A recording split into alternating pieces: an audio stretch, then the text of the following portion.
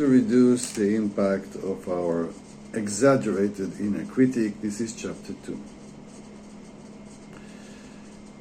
Do you know, do you realize, have you noticed that you have exaggerated inner critic? It is very important for us to stay here for a while and to ask this question.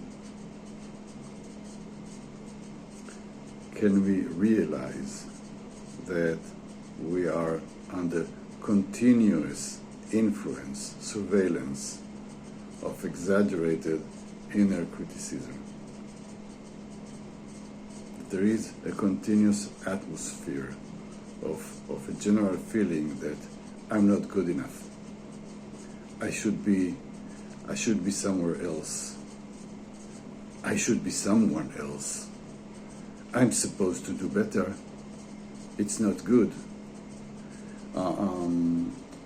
Sometimes it has the characteristics of self-disappointment, self-shame, lack of self-compassion, self-impatience. The inner critic has so many faces. And this is the topic of this chapter, chapter 2.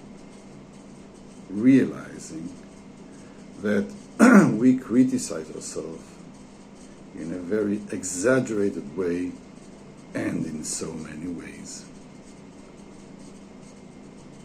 The end result of all of the inner critic's ways and faces is the same.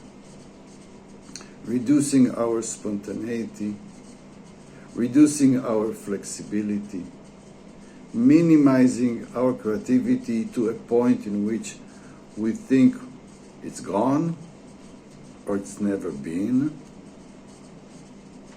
reducing our ability or passion to play, to improvise, to change, to think in a different way,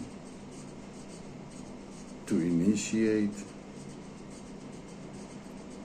Our inner critic many times prevents us from starting things, from trying to fulfill dreams.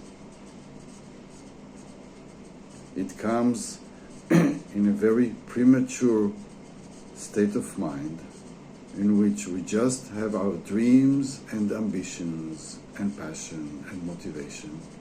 And over there, it does its best to stop us from moving on, to stop us from making some small step towards our dream. It creates over there hesitation, self-doubt, thinking that I will not be able to accomplish this task properly. I will probably fail, make mistakes. Many times our exaggerated inner critic makes its negative influence over there by influencing us to avoid stuff. It creates the procrastination, the feeling that I don't have enough resources, I don't have enough talent, I don't have enough knowledge, I don't have enough experience, etc., etc. Many reasonable excuses, many rationalizations, just in order to stop us from moving on. Our inner critic actually fights our intuition. Our intuition is telling us about ways in which we can develop, heal, grow, change. But our inner critic creates over there doubt, negative thoughts about intuition, about novel ideas, until a moment in which we doubt our inner voice. We are not sure. We cannot trust our heart just because we have cultivated exaggerated sense of inner criticism as if it is the right way to be.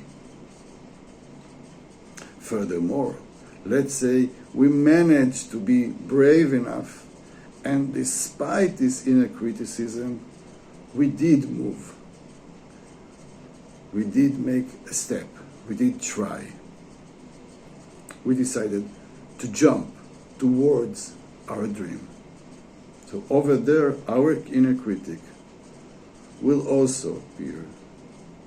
And in everything that we'll try to do, everything that we'll try to initiate, to change, it will tell us that it's not good enough. It is not the proper action. It is not like it is supposed to be. People will not like it. It will not be nice. It will not be beautiful. It will not be successful. Stop. It will try to stop you. And it will do everything it can to stop you.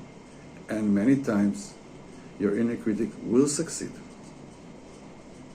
It will flood you with these negative ideas, with this feeling that you are not equipped with the right resources, talent, inspiration, knowledge, etc.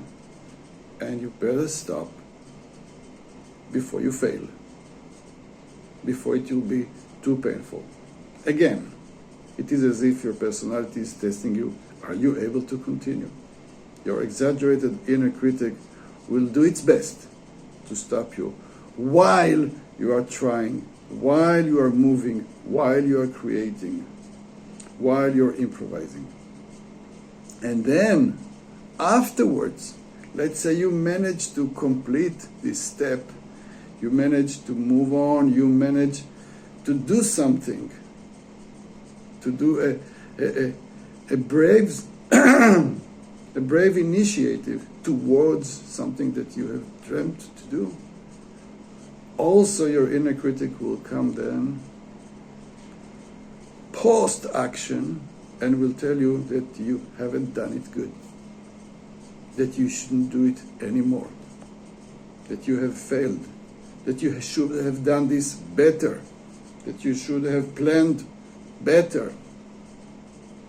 And it will give you many kinds of negative remarks, negative comments, just to make you feel that you shouldn't do it again.